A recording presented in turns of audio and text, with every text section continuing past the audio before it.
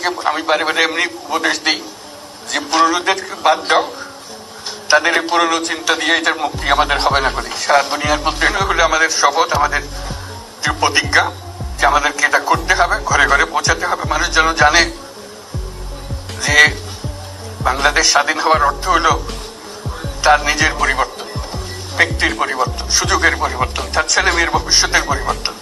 এটা যেন প্রত্যেকে বুঝে নেয় এবং আজকের তরুণ সমাজকে বোঝানো যে এই দেশ এটা তোমাদের হাতে, তোমরা এটাকে তোমাদের মনের মতো করে গড়ে তুলবে।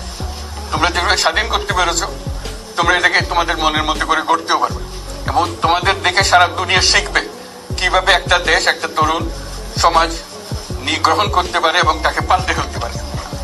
তাদেরকে আমি বারে বারে এমনি উপদেশ দিই যে পুরনোদের বাদ দাও, তাদের এই পুরনো চিন্তা দিয়ে এটার মুক্তি আমাদের হবে না করি। সারা দুনিয়ার মধ্যে এটা হবে না, এটা শুধু বাংলাদেশের কথা না, সারা দুনিয়াকে জন্য কথা বলছি।